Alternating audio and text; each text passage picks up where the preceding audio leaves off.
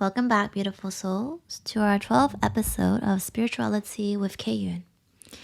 Today, I want to talk about manifestations and how to live what we love. Last week, I shared with you how setting mindful intentions is a more positive approach as opposed to setting resolutions. Now, the next step is to manifest these intentions. Have you ever heard of the law of attraction or read the book The Secret? It has sold over 35 million copies all over the world. There were times where I thought about someone and then I either bumped into them the next moment or received a call or a message from them. Well, this is part of activating the law of attraction.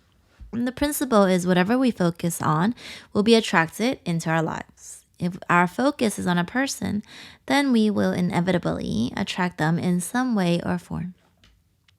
When we direct our attention on what we want to attain in life, we send positive energy to attract those achievements. This law suggests that positive thoughts bring positive results, while negative thoughts bring negative results. It is based on the belief that thoughts are a form of energy, and positive energy leads us to success in all aspects of life, such as health, career, finances, and relationships. So the secret is that what we put out into the universe is what we'll get back.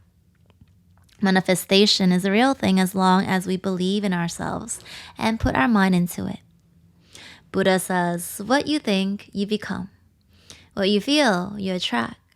What you imagine, you create. Yogis believe in the power of thoughts.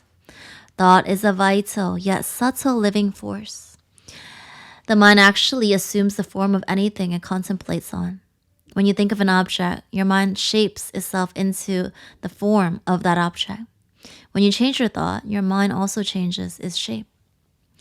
As a man thinks, so he is. Thought builds our character. We are created by thought. Think we are strong, strong we become. Think we are weak, weak we become. Think we are foolish, a fool we become. Think we are divine beings we become. If we meditate on kindness, we become kind. If we meditate on righteousness, we become righteous. On the other hand, if we think immorally, an immoral character will be formed. If we think angrily, we will become anger. Lao Tzu, who was a Taoist philosopher, he said, watch your thoughts, they become your words. Watch your words, they become your actions. Watch your actions, they become your habits. Watch your habits, they become your character. Watch your character, it becomes your destiny. When we're truly intentional about what we want and practice manifestation, our dreams can come true. The key is really believing that it can happen. Every time I talk about this topic, I always get questions like, why can't I hit the lotto then? Well, according to the law of attraction, it's possible. But it's just that we don't really believe it. We are full of doubts. We need to remove all doubts and have full expectation that we can actually manifest what we want. So faith is an important aspect in manifestation. We need to believe that we will achieve. Have faith in the universe and in our own ability to manifest our desires. We need to believe in magic and miracles. I even hear stories about how people manifested their dream girl or guy into their lives. Manifestation of the mind is indeed a powerful act. Of course, ways to manifest will differ for everyone as we are all unique individuals. So there's no right way to do it, and it may take some time to figure out what works for us. Another important part of manifestations is keeping the mind positive. We need to fix our mind on what we want in life, not on what we don't want to attract. The spiritual world is absolute. There's no positive or negative. It's a non-dualistic world. What this means is that good, bad, hot and cold, gain and loss, suffering and happiness, pain and pleasure, they're all the same. With that said, when we are thinking all the time about what we don't want in life, the universe will see it as something we're trying to attract, and in return, we'll get what we asked for. If we shape our thoughts and subconscious mind into thinking about positive affirmations, more good things will come. To bring anything into our lives, we have to imagine that it's already there. Just like how I talked about setting intentions in the present tense, when we manifest, we also need to picture it happening already in order to materialize what we want. We can try closing our eyes and visualizing what we want. Again, the key is present mode, not past, not future. Just as the flowing Ganga River brings joy and coolness to those who live on its banks, our positive thoughts must also flow out as a healing stream to bring peace, happiness, and to attract whatever we desire in life. In India, the Ganga River is seen as a mother to humanity. Many people, and I myself included, travel hundreds of miles in order to take a dip in the holy Ganga. It is believed that this act can set us free from the bondage of negativity and open our paths to endless possibilities. Thoughts are the clothes of the mind.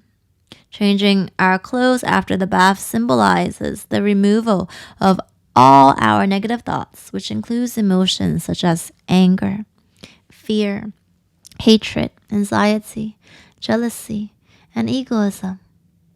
Putting on new clothes meant nurturing positive thoughts, thoughts that would change us for the better and guide us on this journey back home.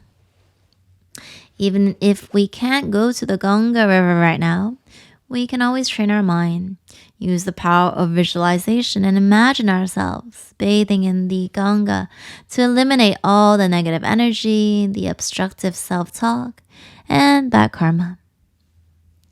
During one of my trips to India about 10 years ago, I remember praying and asking Mother Ganga to remove my fear and allow me to share these ancient teachings of yoga.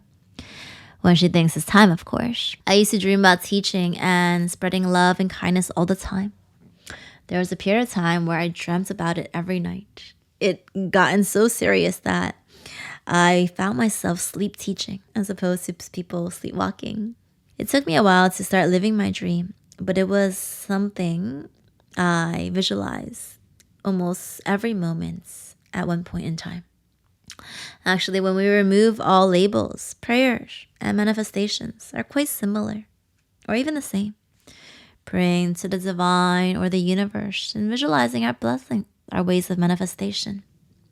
If we can see it and feel it, we can achieve it. The best way to manifest anything is to be clear about what we want. Having clarity about what we need to achieve is another important aspect.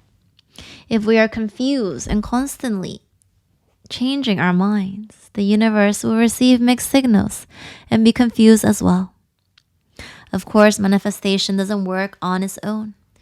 While visualizing the things that we wish to attract is the first step after setting our intentions, we must take action and put forth the effort required to be able to make our dreams become a reality. So what we do on a day-to-day basis must be aligned with what we are trying to attract.